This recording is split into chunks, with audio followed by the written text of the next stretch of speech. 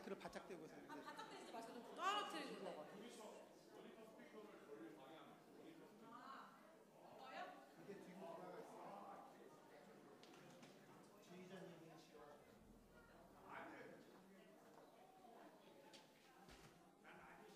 마이크 켰어요?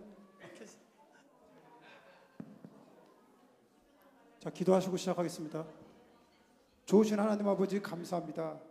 오늘도 귀하고 복된 날 주셔서 오늘도 아버지 찬양 예배에 나올 수 있도록 모든 것을 허락하여 주신 주님 감사드립니다.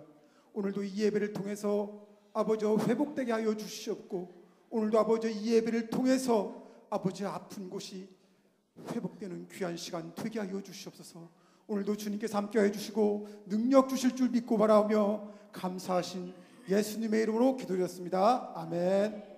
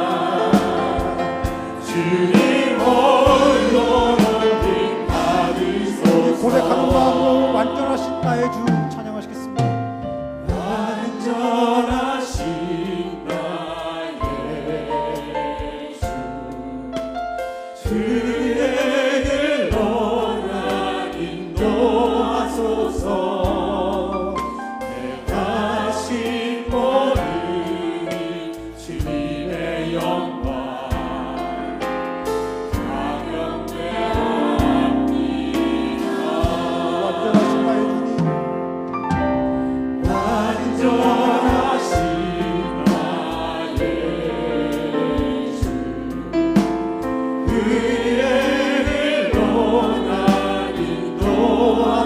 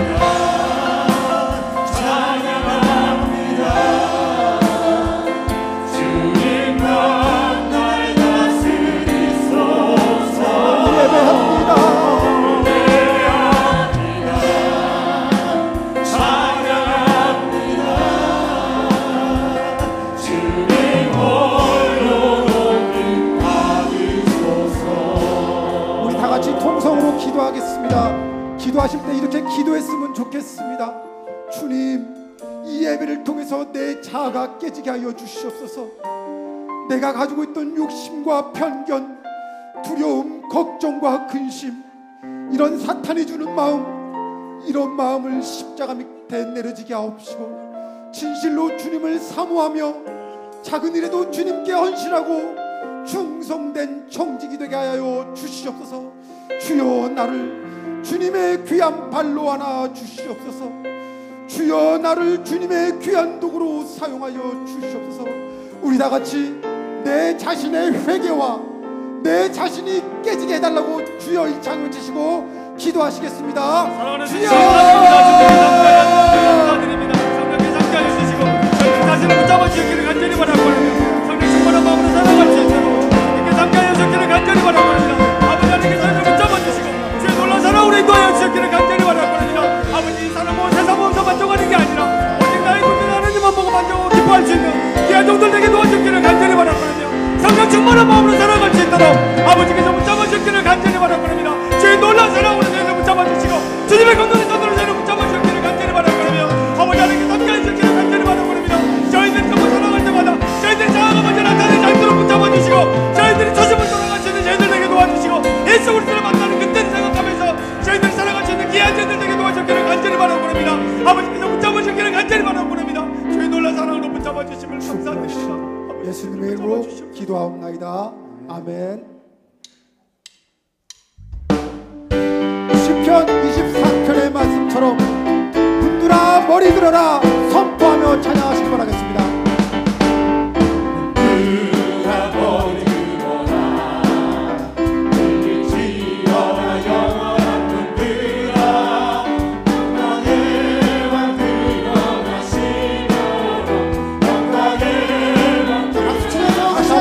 분들아 머리 들어라.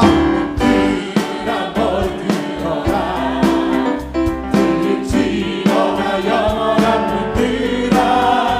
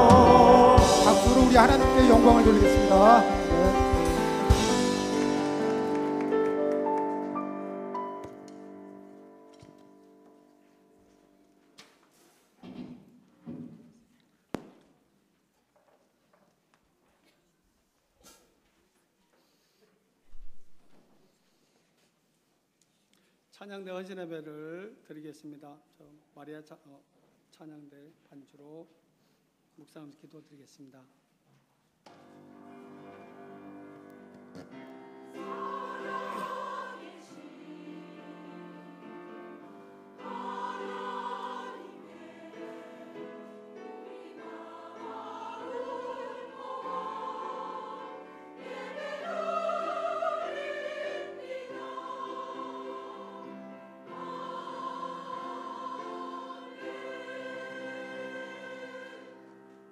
다 함께 신앙 고백 드리겠습니다.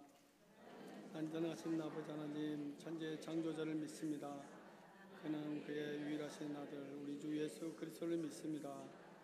그는 성령으로 잉태되어 동정녀 마리아에게서 나시고 본디오 빌라도에게서 고난을 받아 십자가 못 박혀 죽으시고 장사 지낸 지 사흘 만에 죽은 자 가운데서 다시 살아나시며 하늘을 오르시어 전능하신 아버지 하나님 우편에 앉아 계시다가 저기로부터 살아있는 자와 죽은 자를 심판하러 오십니다.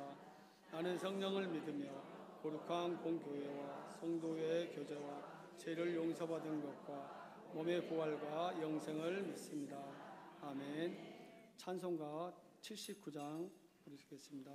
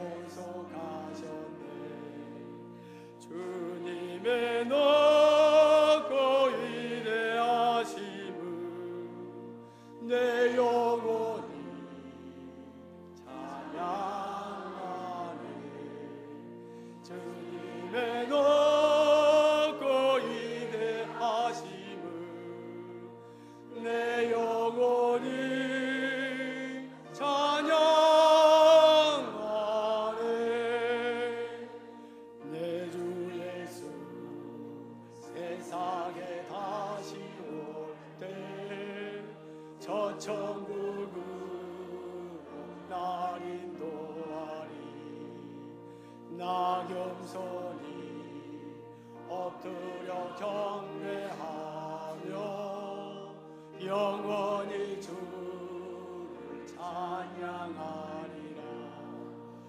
주님의 높고 위대하심을 내 영혼이 찬양하네. 주님의 높고 위대하심을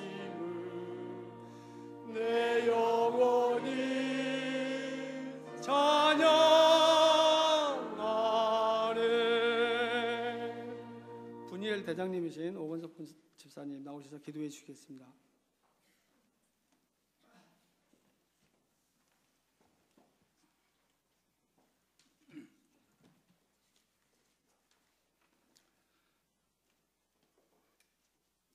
주여 오시옵소서. 우리의 영혼이 찬양합니다. 우리의 영혼은 평안합니다. 할렐루야. 하느님 아버지 감사합니다. 이 세상에 오셔서 십자가의 수모와 핍박을 받으면서도 우리들을 사랑하시고 용서하신 자비로우신 아버지, 그 무한하신 사랑과 은혜를 감사하고 찬양합니다.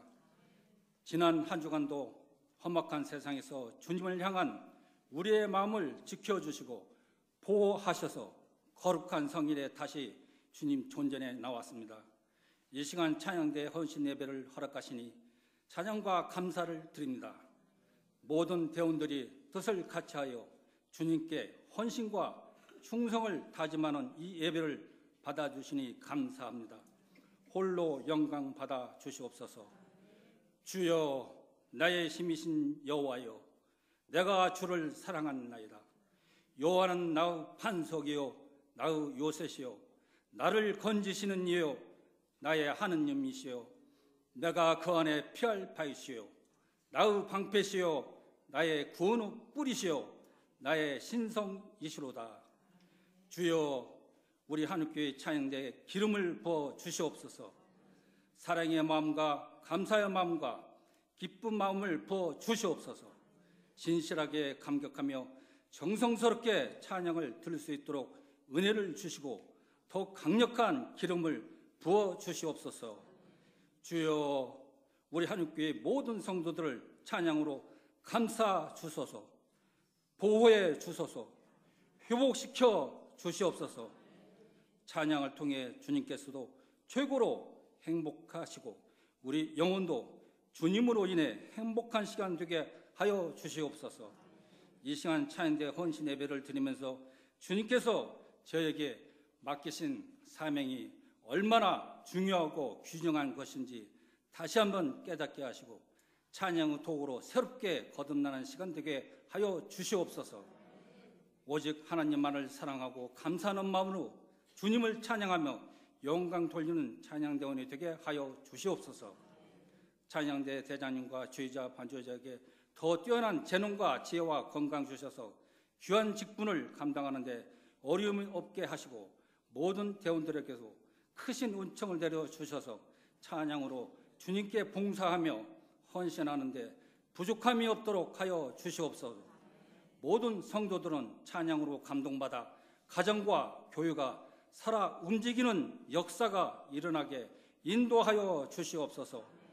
말씀을 전하시는 강사 신수철 목사님을 더욱더 강건하게 하시고 권세 있는 말씀을 선포케 하시며 우리도 그 말씀에 힘입어 한 주간도 승리하며 살게 하옵소서.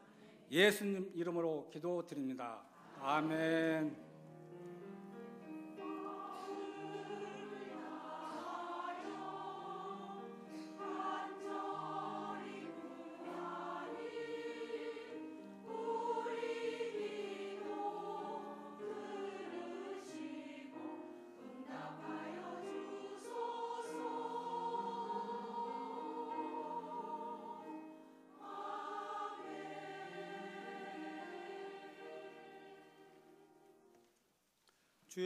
주영광 찬양대장님이신 박남준 집사 나오셔서 성경 봉독해 주시겠습니다.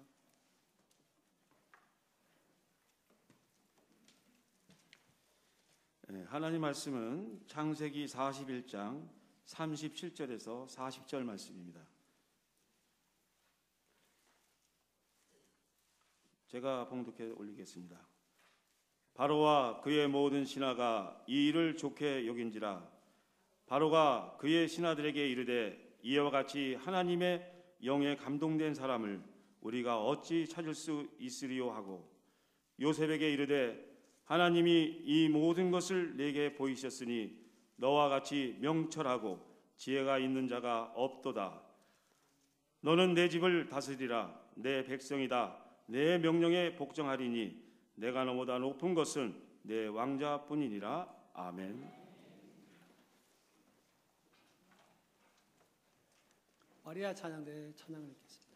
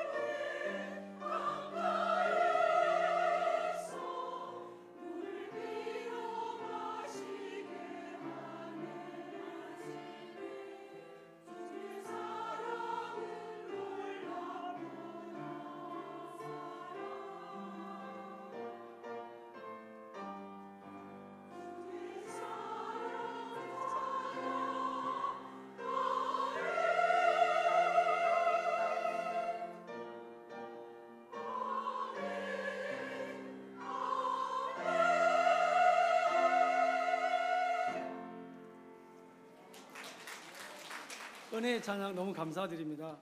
다음은 특송이 있겠습니다. 각 찬양대의 임원들은 앞으로 나와주시고요. 대의원님들께서는 자리에서 일어나시고 찬송가 25장 1절, 3절 부르시겠습니다.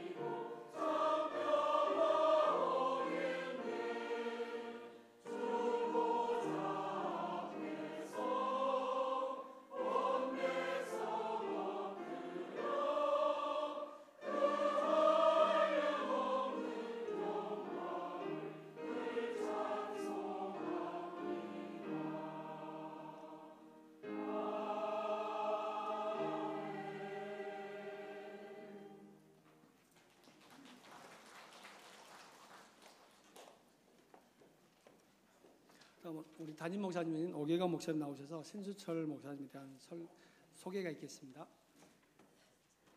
할렐루야. 오늘 이 헌신 예배를 우리 하나님께서 기쁘게 받으시기를 축복합니다. 오늘 우리에게 은혜의 말씀을 전해주실 목사님은 우리 교회에서 우리 같은 교단에 있는 교회들 가운데 가장 가까운 이웃사촌 교회입니다. 그래서 여러분 창동역에 있는 동산교회 혹시 보셨는지 모르겠습니다. 창동역 앞에 있는 동산교회 우리 담임 목사님이시고요. 이제 우리가 노회가 이제 새로 재편이 되었는데 재편되기 이전에는 서로 노회가 다른 노회였지만 지금 함께 같은 노회로 서울 중부 노회에 소속되어 있는 우리 목사님이십니다. 우리 노회에서는 올해 이제 서기를 맡으셔서 또 노회를 섬기고 계십니다. 정말 이제 존경하는 목사님이시고 또 저에겐 대선배님이시고 또 지난번 여전대 연합회 때 우리 성도님들 또 동산교회 다녀오셔서 하시는 말씀들이 말씀에 너무 은혜 많이 받으셨다는 얘기를 제가 참 많이 들었습니다. 그래서 기회가 되는 대로 우리 교회 한번 청하면 참 좋겠다는 생각을 가졌었는데 이렇게 시간이 맞아서 또 함께 오셔서 은혜의 말씀을 전하시게 되었습니다. 이 시간 신수철 목사님 은혜의 말씀 전하실 때 여러분 큰 은혜 받으시기를 바라고요. 목사님 나오실 때에 할렐루야로 함께 환영하도록 하겠습니다. 목사님 나오시겠습니다. 할렐루야. 반갑습니다. 이렇게 가까운 곳에 있는데도 여기 제가 한일교회 이렇게 사모하는 마음이 11년 만에 만 11년 만에 이렇게 강단에 한번 서는 이런 꿈이 이루어졌습니다. 존경하는 우리 김성규 목사님 그리고 우리 존경하는 오계강 목사님이 목회하시는 아름다운 교회 이렇게 함께 말씀으로 섬길 수 있도록 해주셔서 너무 감사를 드립니다. 제가 찬양대 헌신예배라는 이야기를 들었지만 그러나 찬양대원이든 아니든 그러나 우리가 은혜의 마음이 필요하기 때문에 제가 오늘은 그냥 하나님의 영에 감동된 사람이라는 제목으로 이 성령 충만에 대해서 한번 말씀을 좀 전하도록 하겠습니다. 우리가 인생을 살다 보면 누구나 다 크고 작은 어려움을 만나기 마련인데 근데 어떤 이는 이 문제 때문에 인생이 망하는 사람이 있고 또 어떤 사람은 인생이 승승장구하는 그런 사람이 있습니다. 그러므로 살면서 만나는 여러 문제들을 어떻게 풀어가느냐에 따라서 우리 인생이 참 성공하는 인생이 될 수 있고 실패하는 인생이 될 수도 있는데 요셉은 길고 긴 고난을 이겨내서 인생의 성공자요 신앙의 성공자가 되었죠. 그렇다면 요셉은 어떻게 고난을 이겨내고 승리할 수 있었던 비결이 무언가? 그것은 바로 오늘 이 성경 본문에 답이 있는데 그것은 하나님의 영에 감동된 사람이다. 하나님의 영에 감동된 사람이다. 바로 그가 하나님의 영에 감동된 사람이었기 때문입니다. 창세기 41장을 보면 애굽의 바로가 꿈을 꾸는데 애굽의 모든 점술가들과 현인들을 다 모아서 그 꿈을 해석해 달라고 했지만 한 사람도 그 꿈을 해석하는 사람이 없었어요. 그러던 중에 술 맡은 관원장의 추천을 받은 요셉이 감옥에서 나와서 바로와 신하들 앞에서 그 꿈을 해석을 하는데 이 꿈을 해석함과 동시에 방책을 내놓자 바로는 이와 같이 하나님의 영에 감동된 사람을 우리가 어찌 찾을 수 있으랴라고 하면서 요셉을 그 나라의 총리로 임명을 하게 됩니다. 이처럼 요셉이 인생의 진정한 성공자가 된 것은 하나님의 영에 감동된 사람이었기 때문에 하나님의 영에 감동되었다. 이것을 히브리어로 보면 이시아르 우하 엘로임 보 하는데 보라는 것은 무엇 안에 그런 뜻이고 엘로임은 하나님을 뜻하고 루하 이것은 하나님의 영을 뜻합니다. 그래서 하나님의 영 속에 있는 사람, 하나님의 영의 지배를 받는 사람, 그러므로 육을 가진 사람이지만 그 능력이 하나님으로 나오는 사람, 그런 뜻입니다. 그런 의미에서 오늘은 우리가 하나님의 영에 감동된 사람이 되기를 바라면서 하나님의 영에 감동된 사람에게 나타나는 몇 가지 특징을 말씀드리고자 하는데 제일 첫 번째 특징은 하나님의 영에 감동되면 죄악을 멀리합니다. 우리가 자주 경험하다시피 사람의 마음이라는 것은 늘 한결같지가 않아요. 어떤 때는 믿음으로 살지만 어떤 때는 이 믿음이 흔들려요. 근데 우리가 주로 시험을 당할 때가 언제냐? 외로울 때, 어려운 문제를 만났을 때, 배가 고플 때, 경제적으로 어려울 때, 또 그와 반대로 내가 생각했던 인생이 내가 생각했던 이상으로 잘 풀릴 때, 그때 사람에게 어려움이 오더라고요. 그런데 요셉은 이 모든 부정적인 요건을 모두 다 가지고 있었습니다. 그는 왕의 친위대장 보디발의 집에서 노예로 있었어요. 아버지의 품을 떠나서 형들에게 억울한 일을 당해서 그가 노예로 팔려와서 외롭습니다. 힘듭니다. 어떻게 해야 됩니까? 도와줄 사람이 없습니다. 거기다가 한번 노예로 팔린 사람은 절대로 그 노예에서 해방될 수가 없었잖아요. 저는 이 요셉이 겪은 가장 큰 힘든 어려움은 그에게 희망이 없는 것이라고 생각합니다. 희망이 없어. 아무리 노력해도, 어떤 자기가 노력을 해도 희망이 없다는 것. 이게 가장 큰 어려움 아니었겠습니까? 이럴 때 사람은 누군가의 손을 잡고 싶어요. 아니, 이런 처지만 벗어날 수 있다면 무슨 짓이든 할 수 있는 게 사람이에요. 그런데 그때 마침 엄청난 시험이 다가오는데 보디발의 아내가 요셉을 유혹합니다. 요셉, 이렇게 말이죠.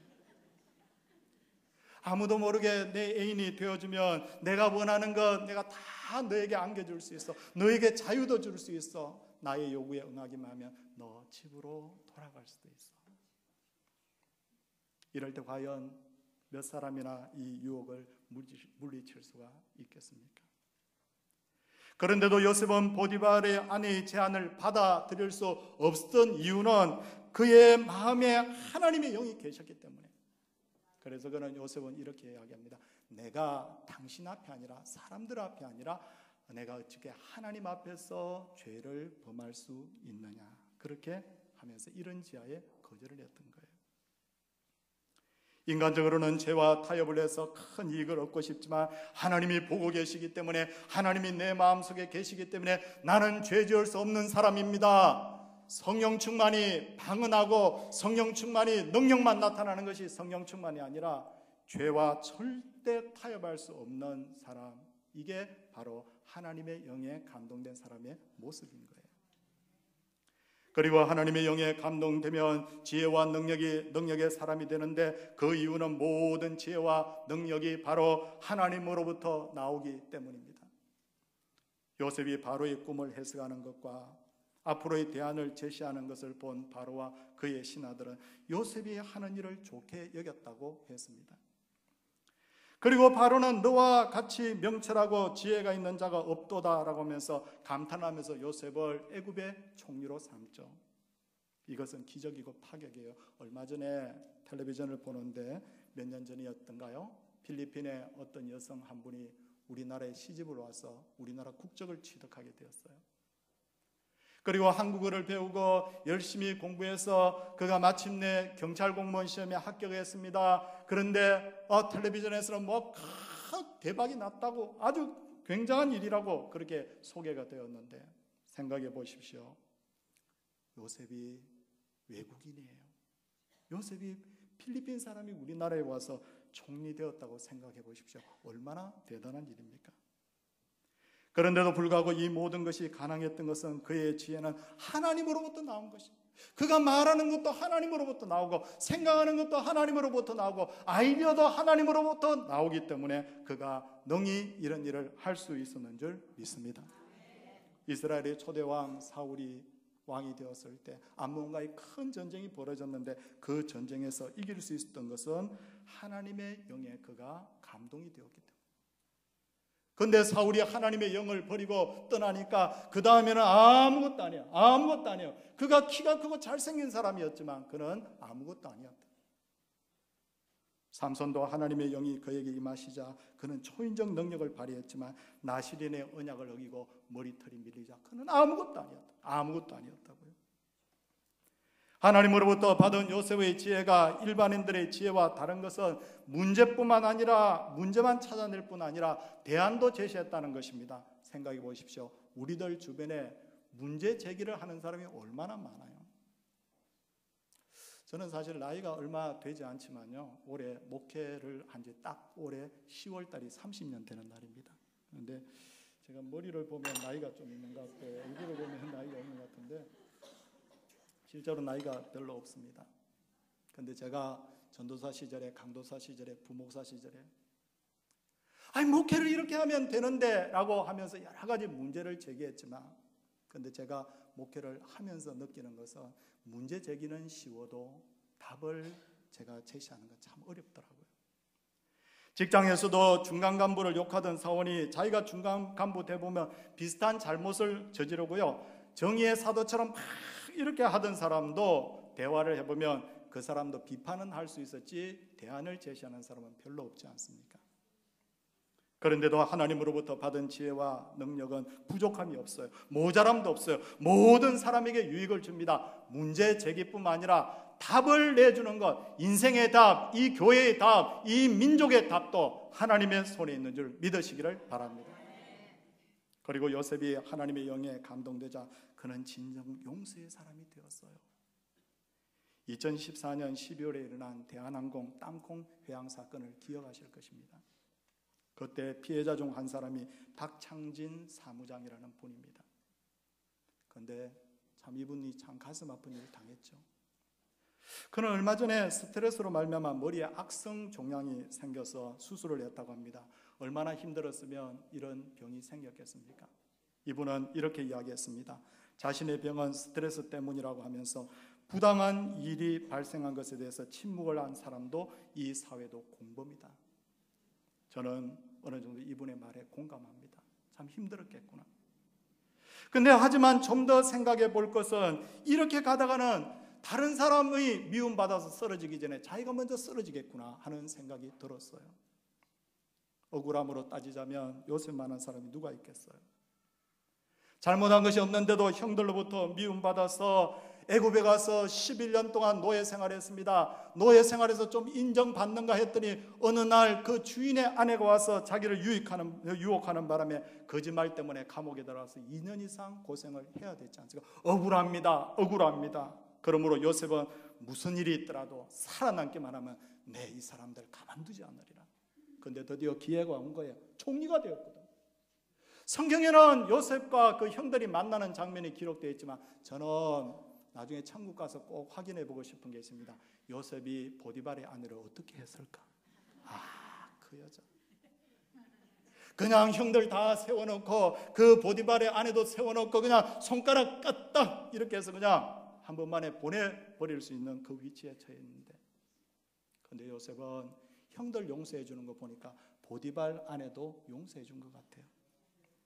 그런데 그는 무거운 감정을 털어내고 용서해 줄 뿐만 아니라 그들에게 먹을 것과 입을 것을 주고 그들을 보호해 주고 그 후손들까지 자기가 다 책임지다. 형들이여 걱정하지 마소서, 하나님이 하신 일입니다 하면서 그가 적극적으로 그 형들을 용서해 주는 것을 볼 수가 있습니다. 이것은 인간이 할 수 있는 일이 아니에요. 하나님의 영이 그 마음에 사로잡고 있었기 때문에 가능한 일입니다. 하나님은 사랑이십니다. 아멘. 하나님은 독생자들 예수님을 십자가에 못 박도록 내어주신 분입니다. 아멘. 그들에게도 예수님을 믿고 회개하고 구원 얻을 수 있도록 그렇게 당신의 아들을 주시면서 모든 사람을 용서해 주는 거예요. 근데 그 용서에 하나님의 영이 요셉 마음속에 있으니까 용서가 되더라는 거예요. 용서 못 해줄 것 같은데 내 인생을 다 망치고 내 젊은 날을 다 망친 사람인데 용서가 되더라 그 말입니다. 근데 많은 이들은 진정으로 남을 용서하면 목사님 어떻게 나만 손해봐, 나만 어떻게 손해봐, 나만 손해볼 수 없어, 나 용서하고 싶은데 억울해서 용서 못하겠어. 그런데 사실은 용서하는 사람이 손해만 보는 게 아니더라고요. 어느 청년이 고질병, 위장병이 들어서 밥도 제대로 먹을 수가 없어서 병원에서 치료를 받는데 아무리 치료를 해도 병이 회복이 안 돼요. 아무것도 먹을 수 없어요. 약을 먹어도 약이 효과가 나타나지 않아요. 이 청년이 거의 죽을 단계에 접어들었습니다. 그때 의사가 뭔가 짚히는 것이 있어서 그가 이 청년에게 정신과 의사와 한번 상담을 해보세요 하고 추천을 합니다. 정신과 의사하고 추천을 해봤는데 정신과 의사가 대화를 하는데 막 가슴을 쥐어뜯으면서 자기의 어린 시절의 이야기를 하는 거예요. 아버지로부터 너무 학대를 받은 거예요. 아버지가 너무 인간 이하로 그렇게 이 아들을 대한 거예요. 아버지만 생각하면 화가 나고, 아버지만 생각하면 잠이 안 오고, 아버지만 생각하면 속이 뒤틀리고 온몸에 신경이 곤두서니까 어떻게 밥인들 넘어가며 어떻게 약인들 효과가 나타나겠습니까? 그래서 저는 아버지에 대한 묵은 감정들을 정리하라고 합니다. 드디어 이 청년이 아버지하고 만났어요. 아버지하고 이야기를 하는데 아버지가 아버지대로 자기도 힘든 이야기를 하는 거예요. 그러면서 이 청년의 마음속에 어떤 생각이 드냐면 아버지를 이해하게 됐어요. 그러면서 아버지를 서서히 용서하게 됩니다. 근데 놀라운 일이 벌어졌어요. 용서는 누가 했어요? 내가 아버지 용서했어. 근데 그날부터 밥맛이 돌기 시작하네. 조금 있다 보니까 그 불면증도 다 사라지네. 마음에 막 이런 분노가 가득했던 마음이 다 식어지네. 그런데 어떻게 됐느냐면 아버지만 살아난 것이 아니라 자기가 먼저 살아나 버린 거예요. 요셉이 만일 형들을 끝까지 미워하고 언젠가는 복수를 하겠느라고 이를 갈았더라면 제 생각에는 복수하기 전에 자기가 먼저 죽었을 거예요. 화병으로 죽는 거예요. 근데 제가 이걸 그냥 하는 이야기가 아닙니다. 잠언 14장 30절 말씀에 보면 평온한 마음은 육신의 생명이나 시기는 뼈를 썩게 하느라. 시기는 뭘 썩게 한다고요? 뼈 썩어, 뼈. 그래서 계속 시기하고 미워하면 자기의 뼈에 병이 들어버리는 거예요. 잠언 17장 22절을 보면 마음의 즐거움은 양약이라도 심령의 근심은 뼈를 마르게 하느니라. 뭘 마르게 한다고요? 뼈를 마르게 한다고. 그러니 형 용서 못해주고 보디발 아들 용서 못해주고 13년 동안 매일 이를 갈았더라면 누가 먼저 죽었다고요? 요셉이 먼저 죽었어요. 요셉이 먼저. 혹시 가족 중에 미워하는 사람이 있습니까? 아니면 친구나 동료 중에 미워하는 사람이 있습니까? 보기 싫은 사람이 있습니까? 이렇게 생각하십시오. 용서하는 사람이 이깁니다. 아멘. 용서하는 사람이 병이 치유됩니다. 아멘. 용서하는 사람이 마음의 병이 치유됩니다. 아멘. 이것이 바로 하나님의 영에 감동된 사람의 모습인 줄 믿습니다. 그리고 하나님의 영에 감동되면 어떤 문제든지 쉽게 해결이 됩니다. 지금 북한 문제로 온 나라가 힘들고 어렵죠. 잘 해결되면 평화가 올 것이고 잘못 해결되면 참 어려운 어떤 단계에 와 있어요. 그런데 성경을 보니까 놀라운 일이 기록이 되어 있더라고요. 에스라서 1장을 보면 중동의 패권을 장악하던 바빌론을 정복한 페르시아의 고레스 왕이 깜짝 놀랄 만한 칙령을 발표하는데 바벨론의 포로로 끌려온 유대인들 전부 예루살렘으로 돌아와서 하나님의 성전을 건축하라 그렇게 명령을 합니다. 그리고 이웃들은 유대인들이 성전을 건축하도록 은과 금과 물건들을 전부 다 공급을 하는 거예요. 아니 고레스가 하나님 모르는 사람이에요. 그 바빌론 사람들이 하나님 모르는 사람인데 어떻게 이런 일이 가능했는가? 성경을 찾아보니까 뭐라고 되어 있느냐면요, 이스라엘의 하나님의 영이 고레스를 움직였다 그렇게 되어 있어요. 어디에 나와 있습니까? 에스라서 1장 1절에 보니까 여호와께서 예레미야의 입을 통하여 하신 말씀을 이루게 하시려고 바사왕 고레스의 마음을 감동시키시매. 감동시키니까 왕이 움직이더라는 거예요.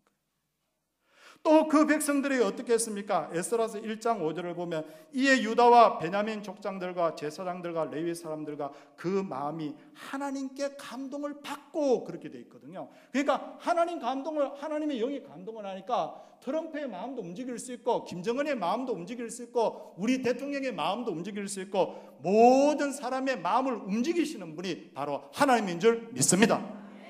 그렇기 때문에 기도하면서 이렇게 하는 거예요. 하나님, 내 남편의 마음을 움직여 주시옵소서. 교회에 나오는 거예요. 의외로 성도들 중에 가정적으로 갈등이 많은 분들이 있어요. 근데 어떻게 되느냐? 하나님의 영이 그냥 내 잔소리 가지고 남편이 변화가 안 돼. 저도 저희 집사람 잔소리를 20여 년 동안 들었지만 조금도 변화가 안 돼요. 근데 하나님이 저를 치시고 하나님께서 저를 움직이실 때 제가 변화가 되기 시작하더라고요. 하나님의 영이 이 나라, 이 민족, 이 가정 문제, 청소년 문제, 모든 문제들 가운데 하나님의 영이 임하시면 모든 문제가 능히 해결될 줄 믿습니다. 이처럼 하나님의 영에 감동된다는 것은 정말 좋은 일입니다. 하나님의 영에 감동된다는 것은 신약의 용어로 하면 성령 충만입니다. 아멘. 하나님의 영에 감동된다는 것은 신약의 용어로 뭐라고요? 성령 충만입니다. 우리 한일교회 우리 성도님들이 성령 충만하시기를 바랍니다. 그러나 아무나 하나님의 영에 감동될 수 있는 것 아니에요. 거기에는 반드시 사모하는 마음이 있어야 돼요. 시편 107편 9절을 보니까 그가 사모하는 영혼에게 만족을 주시며 줄인 영혼에게 좋은 것을 채워주신다, 그렇게 말씀하셨어요. 요셉은 하나님만 바라보는 사람이었고 17살에 하나님으로부터 받은 꿈이 평생토록 그 마음속에 있었던 사람이에요. 하나님 바라보는 거예요. 하나님, 그 꿈 이루어 주옵소서, 그 꿈 이루어 주옵소서 라고 했을 때 그가 겪은 13년간의 고난이 디딤돌이 되었지 걸림돌이 안 되더라고요. 여러분들의 문제도 걸림돌이 아니라 디딤돌이 되는 그런 역사가 일어나기를 바랍니다. 그러다 보니 요셉은 무슨 일을 하든지 하나님 앞에 하는 거예요. 보디발의 아내 앞에서도 하나님 앞에서. 그리고 또 보니까 또 감옥에 들어갔을 때도 하나님 앞에서. 또 나중에 어떻게 합니까? 나중에 바로를 섬길 때도 하나님 앞에서 하는 거예요. 저는 성경을 이렇게 가만히 묵상을 하다 보니까 하나 떠오르는 생각이 있었는데요. 요셉은 1등은 못 해보고 늘 총무만 하더라고요. 보디발의 집에서도 가정 뭐예요? 총무. 감옥에서도 총무. 국가를 다스릴 때도 왕이 아니고 국무총리는 뭐예요? 총무. 그래서 만년 총무. 오늘 여기에 혹시 전도에 혹시 총무 계시면 복이 있는 줄 믿습니다. 총무가 복이 있어요. 요새 바로 그렇더라고요. 하나님의 영에 감동되려면 범사에 하나님을 인정해야 됩니다. 요셉은 바로가 꿈을 해석해 달라고 하자 뭐라고 이야기를 하느냐면 내가 꿈을 해석하는 것이 아니라 하나님께서 바로에게 평안한 대답을 주시리라. 내가 하는 게 아니에요. 누가 하는 거예요? 하나님 하시는 거예요. 하나님 하시는 거예요. 그러니까 자기는 아무 영광도 차지할 수 없다. 여러분, 일을 할 때도 하나님의 능력을 하고 영광과 존귀는 다 하나님께 돌리시기를 바랍니다. 그리고 하나님의 영의 감동을 받으려면 깨끗하고 거룩한 마음을 가져야 돼요. 왜냐하면 하나님의 영은 성령이에요. 성령이라는 뜻은 거룩한 영이라는 뜻이에요. 거룩한 영은 어둠과 함께 할 수 없어요. 거룩한 영은 죄와 함께 하지 않습니다. 내 마음속에 악한 어떤 마음을 품고 인간적인 욕심을 가득 가지고 있으면 하나님의 성령이 내 마음속에 역사하지 않습니다. 그렇기 때문에 여기에 계신 모든 분들이 성령, 거룩한 영, 하나님의 영이 함께하기 위해서 우리가 항상 거룩한 마음을 가지시기를 바랍니다. 다시 정리합니다. 하나님의 영이 우리 속에 거하시려면, 충만히 역사하시려면 첫째는 사모하는 마음이 있어야 됩니다. 아멘. 둘째는 어떻게 해야 된다고 했습니까? 둘째는 뭐냐면 모든 것에서 하나님을 인정해야 됩니다. 아멘. 셋째는 뭘 해야 되느냐면 내 마음이 깨끗해야 돼요. 깨끗해야 돼요. 제가 지금부터 사진을 하나 제가 보여드리도록 하겠습니다. 사진을 한번 보시기 바랍니다. 지구 사진이거든요. 지구 사진인데 거기에 보면 파란 구슬이 하나 보일 거예요. 보이죠? 이걸 뭘 제가 설명을 하려고 하느냐면요. 지구가 있는데 지구에 있는 바닷물, 지하수, 공중에 떠 있는 물 싹 다 모아서 딱 뭉치면 저만큼 됩니다. 무슨 말인지 이해가 되죠? 아유, 목사님, 무슨 물이 저거밖에 안 되나요? 예, 저거밖에 안 돼요. 지구의 지름이 엄청 크잖아요. 근데 제일 깊은 바다도 10km밖에 안 돼요. 그러니까 우리는 어떤 생각을 하냐면 바닷물이 출렁거린다고 생각하는데 사실은 뭐냐면 달걀을 물속에 넣었다가 싹 빼면 달걀 겉면에 물 묻어 있죠. 바닷물이, 태평양 바닷물이 그것밖에 안 돼요. 묻어 있는 것밖에 안 된다. 이해되셨죠? 근데 시력이 좋은 분들은 혹 보이려나 모르겠는데 그 파란 구슬 바로 밑에 조그마한 깨알만한 게 하나 더 있습니다. 그게 뭐냐면요, 이 지구상에 있는 강물과 호수의 물, 소양강댐 물, 이런 물 싹 다 모으면 저 깨알만한 그 물이 되는 거예요. 근데 그보다 더 작은, 아주 작은 하나가 더 있습니다. 그건 뭐냐면 공중에 떠 있는 구름이나 이런 수증기를 다 모으면 그만큼 되는 거예요. 제가 뭘 설명드리려고 하는지 그 다음 사진을 한번 보여보십시오. 그 다음 사진. 이게 뭐냐면요, 홍해 건너는 장면이에요. 홍해를 건너는데 사람이 보면요, 우와, 홍해가 이런 거예요. 엄청나죠? 물이 벽을 이루는 거예요. 근데 홍해도 하나님의 관점에서 아까 그 지구에 있는 물 관점에서 보면요, 홍해 이거는요 살짝 물 묻혀 놓은 것밖에 안 돼요. 물 묻혀 놓은 것밖에 안 돼요. 제가 무슨 말씀을 드리려고 하느냐면요, 믿음의 사람이라는 게 뭐냐, 하나님의 영에 감동된 사람이 뭐냐면요, 사람의 눈으로 이 바다를 바라보는 사람이 아니라 하나님의 눈으로 이 바다를 보는 사람이에요. 그렇기 때문에 예수 믿는 사람은요, 하나님의 눈으로 세상을 보기 때문에 예수 믿는 사람에게는요 불치병도 불치병이 아니에요. 왜냐하면 사람이 보기에 불치병이지 하나님의 눈으로 보면 불치병 아니에요. 예수 믿는 사람은요 사람의 눈으로 볼 때 불가능한 것도 하나님의 눈으로 보면 불가능이 아니에요. 그래서 예수 믿는 사람, 하나님의 영에 사로잡힌 사람은요 불가능이 없고 불치병이 없는 거예요. 성도님들, 저는요 답답한 문제로 기도할 때마다요 제 머릿속에 뭘 떠올리느냐면 하나님 그 지구에 있는 물 이러면서요 기도합니다. 그리고 그렇게 해도 기도 응답이 안 되면 어떻게 하냐, 큰 우주 사진을 하나 앞에다 가져다 놓고요, 하나님 이것도 말씀 한마디로 창조했는데 능히 될 줄 믿습니다. 저 그렇게 기도해요. 내 마음속에 하나님의 영이 딱 사로잡히면 그때 제 마음에 평화가 오고 믿음의 확신이 오더라고요. 그런 확신 가운데 하나님께서 저를 사용하시는 것을 여러 번 체험을 했습니다. 사랑하는 우리 여기 있는 성도님들, 오늘 찬양대원들, 우리 여기 계신 찬양대원들, 여기 찬양대원들, 우리 성도님들 다 하나님의 영에 감동된 사람 되기를 바랍니다. 하나님의 영에 감동되어서 죄악을 이기고 스스로 서로 용서하고 하나님이 주신 능력으로 하나님의 크고 위대하심을 마음에 품고, 제가 이제 마지막 한마디 말씀드립니다. 이것 가지고 찬양할 거예요. 무슨 말씀인지 알겠죠? 미워 죽겠어 이 마음 가지고 찬양하는 게 아니에요. 하나님이 정말 계실까 그 마음 가지고 찬양하는 거 아니에요.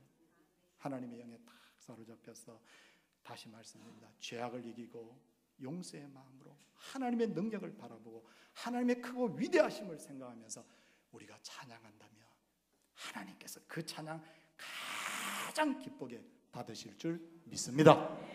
기도하도록 하겠습니다. 하나님, 저는 오늘 이 자리에 부름받아 서서 잠시 잠깐 말씀 전하며 은혜를 끼치고 하나님 앞에 한일교회를 위해 기도합니다. 하나님, 저를 불러준 이 한일교회가 하나님의 영에 사로잡힌 교회가 되게 하여 주시옵소서. 이 찬양대원들이 찬양을 할 때 하나님의 위대하심을 마음에 떠올리며 찬양하게 하여 주시옵소서. 한일교회 성도님들이 예배드리러 나올 때 서로 상처 있고 아파하고 하나님 미운 그 마음을 다 회복하고 이 자리에 오게 하여 주시옵소서. 그래서 하나님의 영에 사로잡힌 사람으로 이 한일교회가 사용되고, 그래서 하나님의 나라가 이곳에 이루어지고 많은 사람들이 영혼이 회복되고 가정이 회복되고 하나님 어둠에서 빛으로 나오는 그 역사 있게 하옵소서. 속썩이는 자녀 있는 줄 압니다. 하나님의 영이 이 시간에 그를 찾아가 주시옵소서. 내일부터 출근한 직장에 사업장에 문제 있습니까? 하나님의 영이 그곳에 찾아가 주시옵소서. 하나님이여, 나는 불가능하고 나는 불치병일지 모르지만 하나님의 영이 임하시면 아무것도 아닌 줄 믿습니다. 말씀대로 기도대로 믿음대로 되게 하여 주시옵소서. 예수님 이름으로 기도드리옵나이다. 아멘. 은혜의 말씀 감사드립니다. 다음 봉헌 찬송입니다. 554장 부르시고요. 각 찬양대 회계 총무님들 나오셔서 이원 시고 좀 해주시면 감사하겠습니다.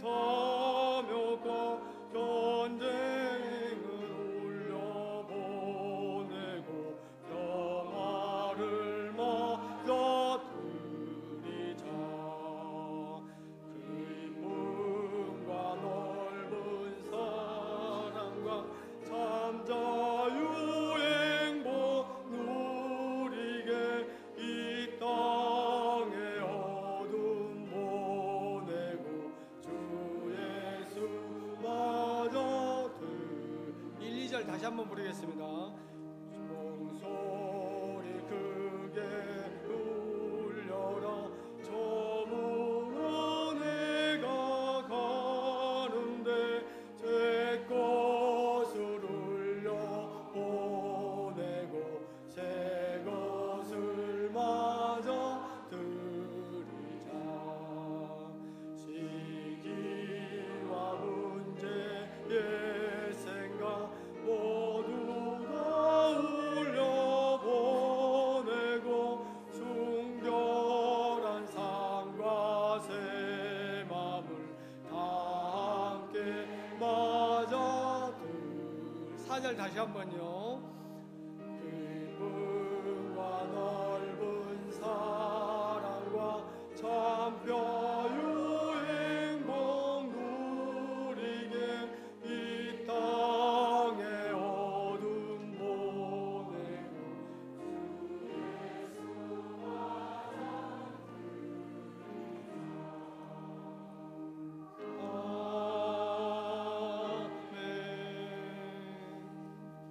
우리 담임 목사님 나오셔서 교회 소식 전해주시겠습니다. 오늘 우리 하나님께서 우리 교회에 아주 큰 은혜 부어 주셨습니다. 말씀으로도 아주 큰 은혜 부어 주셨고요. 또 하나님께서 사용하신 강사 목사님께도 감사드립니다. 또 예배 전에도 제가 들어올 때부터 오늘 우리 교회가 부흥회하는 줄 알았습니다. 오늘 이제 우리 찬양대에서 이제 여러 찬양 대원들 가운데 또 헌신하시는 분들 준비하셔가지고 또 오후 예배 예배전 찬양 인도를 잘해 주셨는데요. 부흥회 하는 줄 알았습니다. 그래서 내년부터 제가 연말 정도에 이 광고를 한번 드리려고 했는데 이제 내년에도 이제 우리 같은 패턴으로 이렇게 헌신 예배 진행은 하긴 합니다만 조금 바뀌는 게 있을 거예요. 이제 껍데기는 하나도 바뀌지 않는데 내용이 약간 바뀌는데 그 가운데 오늘 이렇게 하셨던 것처럼 우리 각 헌신 예배를 드리는 기관에서는 헌신의 준비를 하시고 오시는 것이 좋을 것 같습니다. 그래서 뭐 이렇게 찬양 인도를 우리가 하겠습니다라든지 혹은 뭐 우리 부서에서는 뭐 우리 여기 기관에서는 이런 헌신을 하고 있습니다. 또 앞으로도 이렇게 헌신을 하겠습니다라고 발표를 한다든지 하는 준비된 헌신 예배를 하나님 앞에 올려드리면 좋겠고요. 또 헌신 예배 감사헌금도 이제 헌신 예배에 해당되시는 분들이 힘써서 하나님 앞에 헌신하는 마음으로 헌금을 하시도록 그렇게 제가 연말에 한 번 더 광고를 드리도록 하겠습니다. 오늘 또 은혜의 말씀 주신 목사님께 다시 한번 감사드리고요. 또 이 헌신 예배 잘 준비하신 우리 찬양 대원 여러분들께서도 감사를 드립니다. 다음 주일 오후 예배 후에 예결산 위원회 있는 것 오전에 광고 드렸는데 여러분 위에서 많이 기도해 주시고 우리 교회가 정말 하나님께서 주신 물질을 귀하게 거룩하게 잘 사용할 수 있도록 또 예산을 잘 짤 수 있도록 또 지혜 달라고 기도해 주시고 또 많이 협력해 주시면 감사하겠습니다. 돌아오는 토요일에는 1교구 7남전도의 하만주 안수 집사님 가정에 결혼식 있는 거 기억해 주시고 또 많이 축하해 주시고 축복해 주십시오. 교회에서는 10시 45분에 출발을 하겠습니다. 나머지 광고들은 주보를 잘 참고해 주시기 바랍니다. 1장 찬송을 드리고 예배 진행하겠습니다. 찬송가 1장 부르시고요. 봉헌 기도와 축도는 신수철 목사님께서 축도해 주시겠습니다. 찬송 1장입니다.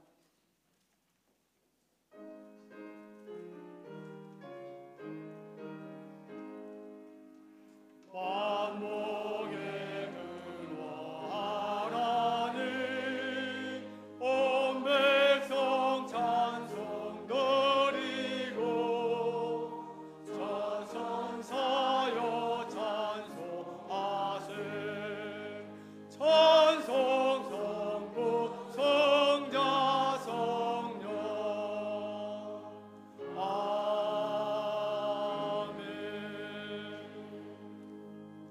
존귀하신 하나님 아버지, 그리스도 안에서 하나 된 한일교회에 와서 이렇게 말씀으로 섬길 수 있도록 해주신 것 감사하고 영원히 천국에서 함께할 우리 귀한 주님의 백성들 얼굴 볼 수 있도록 해주신 것 감사합니다.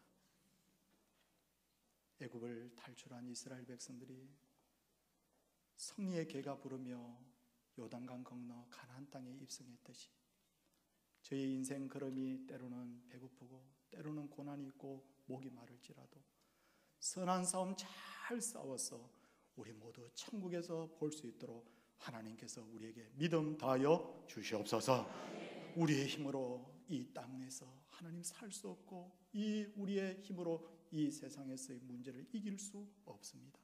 하나님의 영이 우리의 마음속에 가득 충만히 역사하셔서 주님의 그 능력으로 세상을 이기는 그리스도인들, 한일교회 성도님들 되게 하여 주시옵소서.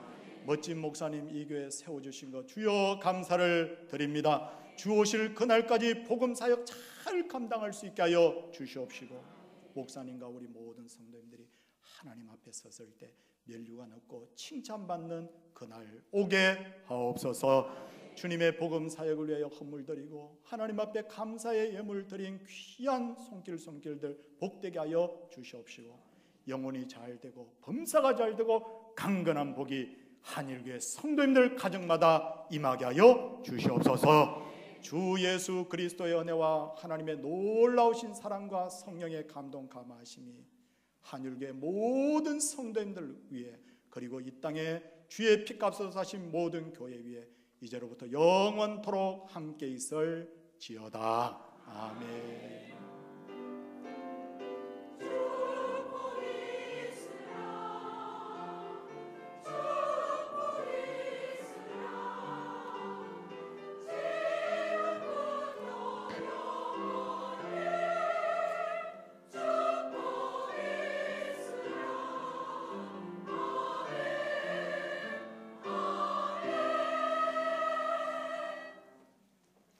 감사합니다. 이상으로 찬양대 헌신 예배를 마쳤습니다. 도와주시는 우리 대장님들 너무나 감사드립니다.